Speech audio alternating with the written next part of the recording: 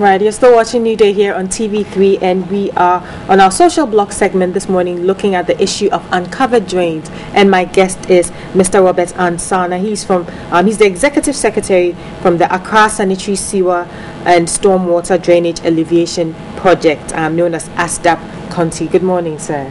Good morning. It's good to see you. Yeah, it's good to be here. Right. So we're looking at the issue of uncovered drains now, the perennial flooding accompanying the destruction that comes every year. What's accounting for this problem? Thank you very much for asking this question, and thank you for the opportunity to talk about this. The flooding in Accra has been looked at. 4 years ago, we looked at it seriously when we had some death from flooding.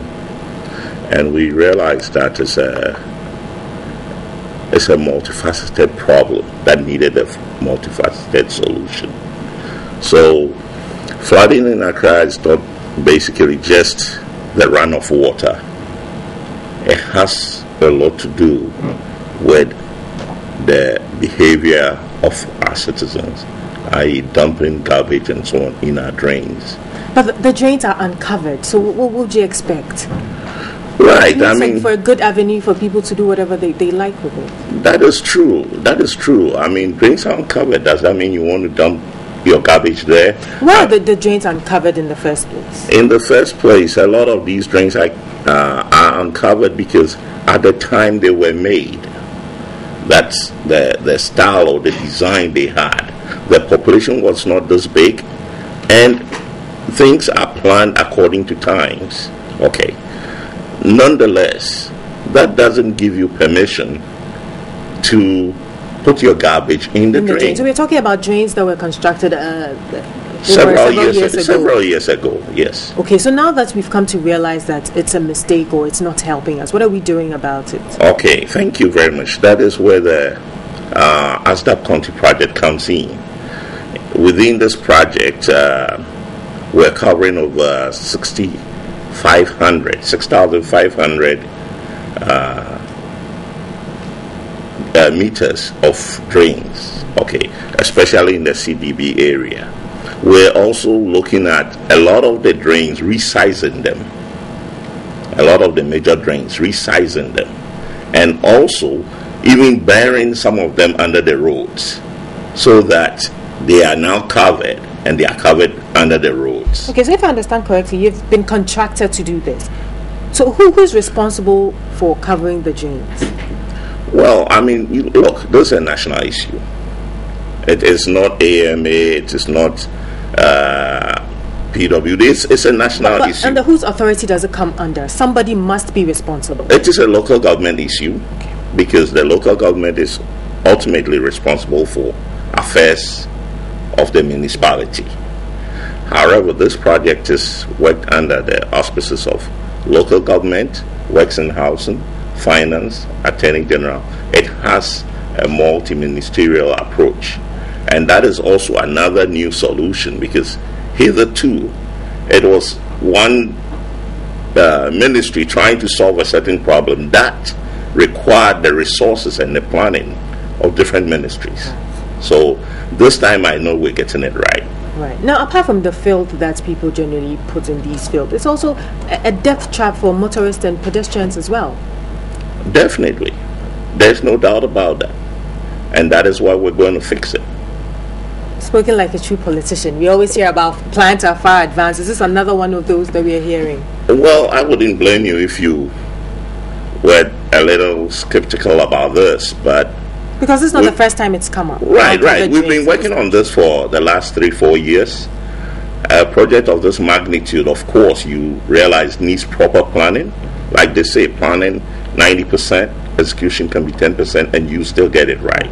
Now, okay. you spoke about most of these drains having been constructed from several years ago. What about the modern ones, the current ones, present drains that have been left uncovered? Is this maybe a way for contractors to cut down on cost, or what exactly is the issue? Okay, you should also, thanks. Some of these drains are designed basically to be open. To be left open. Like if you look at the Odo. Okay. I mean, although it's a beautiful drain, if it's desilted, and cleared properly, it's a beautiful drain. A beautiful drain. Yes. If you go to Amsterdam, you go to New York, you go to London, you go to Paris, you go to even Cote d'Ivoire. But in Ghana, if you say a beautiful drain, that would be a huge oxymoron. Right. But that is where we want to take it to. That is where we need to get back to that. Because the Odo now can be a source of transportation, even light transportation, into the city. Okay, and out of the city, because it flows into the Kole. Now the Kole is a beautiful lagoon, and we're going to revert it back. If you see some of the things we have planned for it, and we are working seriously on it. But it's been done in the past, hasn't it? I mean, you've tried to do it in the past, and then we revert to putting filth back in it. How are you going to deter people from doing that again? Thanks so much. I was waiting for this question. You see, in the past, for example, you take the CLEP, Kole Lagoon Restoration Program, which built this beautiful machine that was supposed to desilt and keep the Kole clean. However, the CLEP was built, but nothing was done to the garbage source. Okay, so let me walk you through the project cycle. If you look, first and foremost, look at it this way. The person puts their garbage in the drain. Why? Because most people don't have where to put garbage. So this project, along with other projects, but this project specifically, is going to give the inhabitants of Accra over 30,000 garbage bins for free. That has been promised before in the past. No, and up not to now, on some this residents project. still haven't received their garbage. Not on this project, because the project hasn't taken off. Right. Okay. So we should take your word for it. So take my word for it. Once the project takes off, it's part of the project. Okay. Then two, when they get the bins, how do they lift them? The city doesn't have the capacity or the vehicles to lift them. The project is giving the city 24 compaction trucks, big trucks that will lift these cans. Now, but do you have a site where to dump the refuse? That is the third thing. When they lift them, where do they put it? Part of this project is to build an engineered landfill site. In fact, a 450 metric ton a day sorting facility that will sort the waste. And then the waste that is non-usable, non-recyclable, is put in an engineered landfill site. It's all part of this project. Now, everything you're saying sounds well and good, amazing, fantastic. Yes. If indeed it should come to fruition. Yes. But when are you looking to set off? When is it going to start? The beauty of this is that we have gone on and we are in the underwriting phase of the loan. It's a loan to Ghana government through the U.S. Exim Bank and Stanchart. And you know that Ghana had a bit of financial challenges within the last 12 months. So it slowed things down a bit. But we're back on track. So this is like a dream. It's something you're looking It's not a dream. There has been so much work put on. And just like I told you before we started, I'll shy away from the cameras because I didn't want to come and sit and talk. And also some of our bigger men, the mayor, the ministers, have been talking. Even the president has spoken about it. So there was no need for me to come and talk about it. My job is to do it. Okay.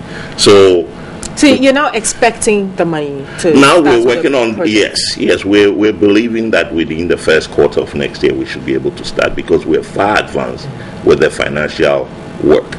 I mean, the Minister of Finance has been to Washington to meet them. He's doing very well. It's very important to him. Can you tell us how much is involved, the cost involved in this project? If you look at the original project, it was a $595 million project. Now, we have refaced it based on Ghana's debt absorbing capacity. So now the first phase of this project is about 280 million. Then the second phase is about 210 million. Then there's a possible third phase if we need it. So now we're taking the loan as we need it and as we can use it. Okay, because even if, we took 595 million today, we couldn't use all in 1 year or 2 years, but it might also cripple the national budget. That's not my field, but I mean, so I understand what the Minister of Finance and the local government and the Works Ministry and Attorney General and the Mayor have been doing, trying to shape up and make sure that the project gives ultimate value for money without crippling the economy. But that is surely going to happen. Right. And this is a nationwide project? No, this is basically That's why it starts with Accra. Just for the capital? You see, the capital has a serious problem. And once we can tackle it, it can be replicated all over the place. So we are tackling this. And I guess the policy and decision makers would look at how it will be implemented. But I also know that different regions have different things going on. Right. Can you tell us how much it's cost the country, as a result of not covering our drains? I couldn't put a number to it. What's the worth of a human life? I couldn't put a number to my life, neither can I put it on yours. Indeed.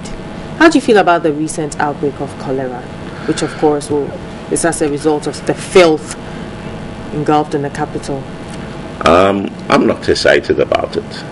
And just as we came up, I couldn't put a price on life. There is not one life that's worthless. So one person dying from cholera is a bit too much.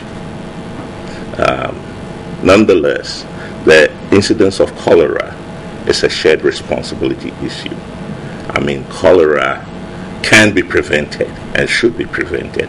And you see, I think that by God's grace, we're all coming into one realization that the government of the people for the people is by the people, and we are the people. So we don't have to sit and wait for government to come and clean our frontage. We don't have to sit for government to come and tell us to move our garbage. We don't have to sit for government to come and tell us to clean our gutters. It is us. We're the government. We're the people. That's what we decided to vote for. Democracy.